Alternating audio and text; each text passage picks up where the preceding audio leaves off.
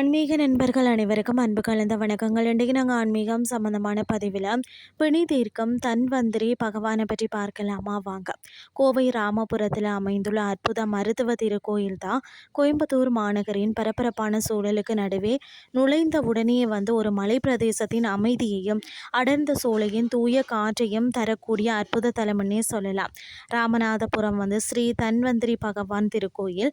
பொதுவாக பெருமாள் கோயில்களில் பரிவார தெய்வமாக அருள் பாலிக்கும் தன்வந்திரி பகவான் இந்த தலத்தில் பிரதான மூலவராக வீற்றிருந்த பக்தர்களின் நோய்களையும் மனக்கவலையையும் போக்கி வருகிறார்.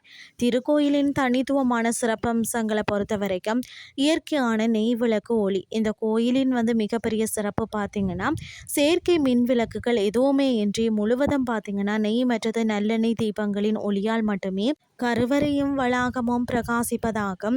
இந்த தீப ஒளி தரும் தெய்வீக அதிர்வு நம் மனதிற்கு அளப்பரிய அமைதியை தரும்னே சொல்லலாம். கேரள கோயில் கட்டிடக்கலை பாணியில் அமைந்துள்ள இந்த கோயில் நம்பூதிரிகளால் யோக முத்திரை மற்றது வேத மந்திர உற்சாடனங்களுடன் ஆச்சாரபூர்வமாக பூசைகள் நடத்தப்படுகிறதா.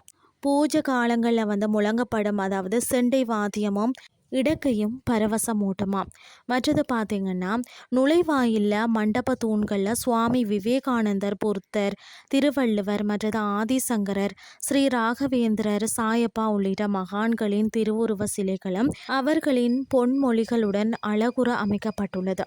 மூலவர் வடிவம் அதாவது அருளாட்சி மேற்கு நோக்கி நின்ற கோலத்தில் மலர்ந்த முகத்தோடு காட்சி கொடுக்கும் தன்வந்திரி பகவான் தனது பின்னிரு கரங்களில் சங்கு சக்கரமும் முன்னிரு கரங்களில் அமிர்த கலசமும் அட்டை பூச்சியும் ஏந்தி அருள் பாலிக்கிறார். உட்பிரகாரத்தில் பார்த்தீங்கன்னா துர்க்கை, உமா மகேஸ்வரர், விநாயகர், சுப்பிரமணியர் மற்றது ஸ்ரீ ஆஞ்சநேயர், சுவாமி ஐயப்பன் மற்றது தனியாக நவகிரக சந்நிதிகளும் அமைந்துள்ளன.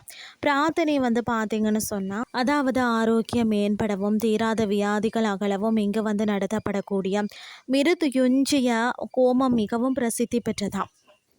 பகவானுக்கு படைக்கப்படும் பால் பாயசம் இங்கு தினசரி வழங்கப்படும் அன்னதானமும் நோய்களை தீர்க்க மருந்தாகவே பக்தர்களால் நம்பப்படுகிறதா. இங்குள்ள துர்கா தேவிக்கு செய்யப்படக்கூடிய சுயம்புவர புஷ்பாஞ்சலி மாங்கல்ய சுபபாக்கியத்திற்கும் அருளுமாம். ஸ்ரீ ஆஞ்சநேயருக்கு வடைமாலை வேண்டுதல் நிறைவேறணும்னு சொன்னால் ஆஞ்சநேயருக்கு வடைமாலை சாத்தி பக்தர்கள் நேர்த்திக்கடன் செலுத்துகிறார்களாம். திருவிழாக்கள் பார்த்தீங்கன்னா தன்வந்திரி ஜெயந்தி அதாவது இந்த தலத்தில் மிகவும் முக்கிய பெருவிழான்னு சொன்னால் ஆணி அஸ்தம் அதாவது பிரதிஷ்டா தினம். கோயில் பிரதிஷ்டை தினத்தில் சுவாமி ஐயப்பனுக்கு நடத்தப்படக்கூடிய புஷ்பாஞ்சலி வைபவம் கண்கொள்ளா காட்சியாகும். மற்றது பௌர்ணமி தோறும் சத்யநாராயண பூஜை மற்றது நவராத்திரியில் சங்கீத உற்சவம் சிறப்பாக நடைபெறுமாம். இன்றைய ஆன்மீகம் சார்ந்த பதிவு உங்களுக்கு பிரயோசனமாக அமைஞ்சிருக்கும்னு சொல்லி நான் நம்புகிறேன். இதே மாதிரி மற்றும் ஒரு ஆன்மீகம் சார்ந்த பதிவோடு உங்களை சந்திக்கிறேன். நன்றி.